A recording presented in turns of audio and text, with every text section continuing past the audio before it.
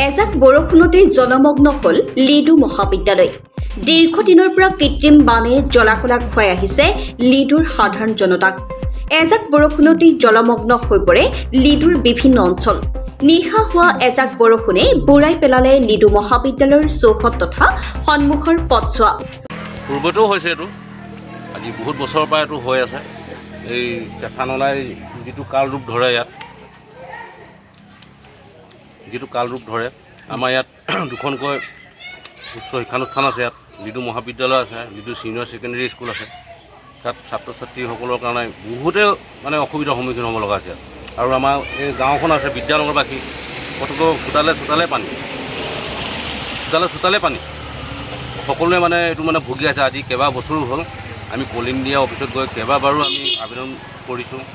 তেওঁলোকে উচ্চ বিষয়াখিনি আহি চাই মেলি কিবা এটা কৰিম বুলি কয়। ক'তা একেটাই প্ৰত্যেক বছৰে পানী হয়। ইয়াৰ এইটো ৰোধ কৰা কোনো সুবিধা পৰ্যন্ত আজিলৈকে কৰাই নাই। কি বিচাৰে আপোনালোকে? আমি বিচাৰোঁ যে এইটো কিবা এটা উন্নত আধুনিক বৈজ্ঞানিক পদ্ধতিৰে কিবা এটা কৰি, আৰু আমাৰ ব্ৰিজখন একদম সৰু হ'ল। এখন ব্ৰিজখন অকণ ওখ কৰিব লাগিব এখন।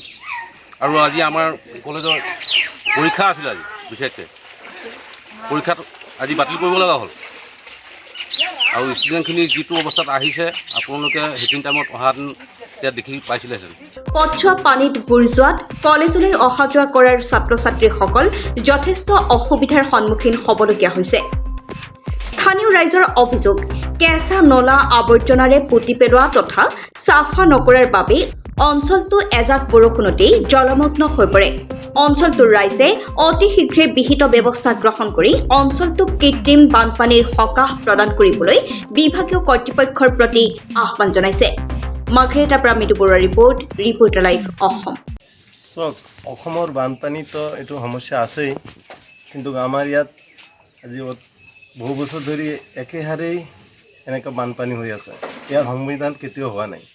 এতিয়া কাঁচা নলাৰ পানী এইটো অলপ বৰষুণ দিলে ইয়াত বানপানী হৈ যায়। এই বানপানীৰ কাৰণে আমাৰ লিডু কলেজ আৰু ইয়াত বিদ্যানগৰৰ ৰাইজ এই বানপানীৰ ভুগিব লাগে। ইমান কষ্ট হয় যে ল'ৰা ছোৱালী স্কুলত কলেজত আহি আকৌ উভতি যাব লাগে ঘৰত। আৰু ৰাইজেতো বজাৰ হাট কৰিবই নোৱাৰে, চাৰিওফালে পানী হৈ থাকে। চৰকাৰে যদি এইটো কিবা এটা সমাধান কৰি দিয়ে, তেনেহ'লে। আপোনালোকেতো পূৰ্বেও চৰকাৰক আপোনাৰ এই বিষয়ে অৱগত কৰিছে? নাই, এইটো কৰা হয়, প্ৰতি বছৰে কৰা হয়। কিবা কিবি কৰেও চৰকাৰে। এনেকুৱা ধৰক এই কল ইণ্ডিয়াৰ ফালৰ পৰা মথাউৰি বান্ধি দিয়ে, আকৌ সেইটো ভাঙি যায়। আকৌ ব্ৰিজখন কেঁচা আছিলে, এইখন পকা কৰিলে যদিও ব্ৰিজখন ছাকচেছ নহ'ল। ইয়াৰ মাজেৰে খুঁটা এটা দি দিলে পানীটো পাৰ হ'ব নোৱাৰে। এতিয়া কি বিচাৰে আপোনালোকে? লাগি থাকে।